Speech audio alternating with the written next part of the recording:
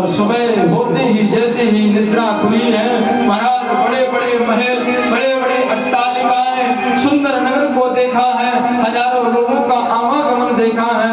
विचार करने लगे, मैं कहाँ आ गया, ऐसा तो नहीं रास्ता भटक गया। और महाराज जैसे ही रास्ता भटके हैं, निद्रा खुली है, देखा है एक सज्जन सामने से आए हैं। उनसे पूछा है, भैया कौन सी नगरी है? सुदामा से उस सज्जन ने कहा, भैया द्वारकापुरी 6। सुदामा ने कहा, भैया मुझे 6 द्वारिका नहीं चाहिए, मुझे तो वो द्वारिका बता दो जिस द्वारिका का राजा मेरा मित्र कृष्ण है। मित्र ने, उस सज्जन, उस नगरवासी ने कहा, महाराज हमारे यहाँ की ये भाषा है, यहाँ हर शब्द के पीछे हम 6 शब्द लगाते हैं। ये वही द्वारिका है जिस द्वारिका के राजाधिराज यदुकुल चंद्र कमल दिवाकर श्री कृष्ण चंद्र जी महाराज, ये वही द्वारिका है। भैया उनके महल का मार्ग कौन सा है?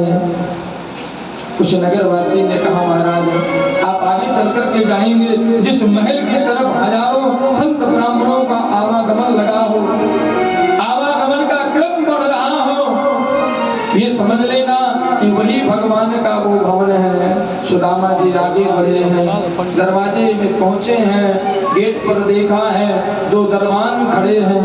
बोलो राधे राधे।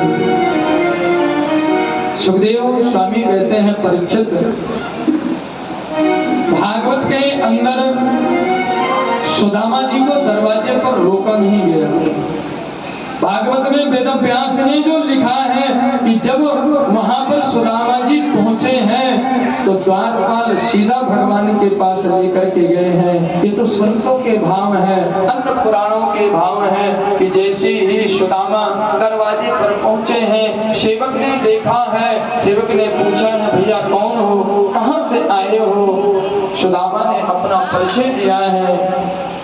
और सुदामा की बात सुन करके द्वारपाल ने कहा, भैया आप यहीं रुको, मैं अंदर जाकर के अपने महाराज से आज्ञा लेकर आता हूँ, वो क्या कहते हैं। और महाराज जैसे ही द्वारपाल अंदर गया है, द्वारपाल ने भगवान को प्रणाम किया है। प्रणाम करके कहा, केशव हे द्वारकानाथ, मैंने इतने दिनों से आपके यहाँ कार्यरत हूँ, आपके यहाँ सेवा दे रहा हूँ, आज तक मैंने ऐसा पुरुष नहीं देखा, ऐसी दिव्य विभूति नहीं देखी।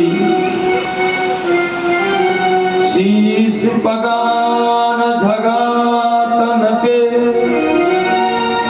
प्रभु जान को वारी बसो के ग्राम, धोती फटे से लटे दुपटे,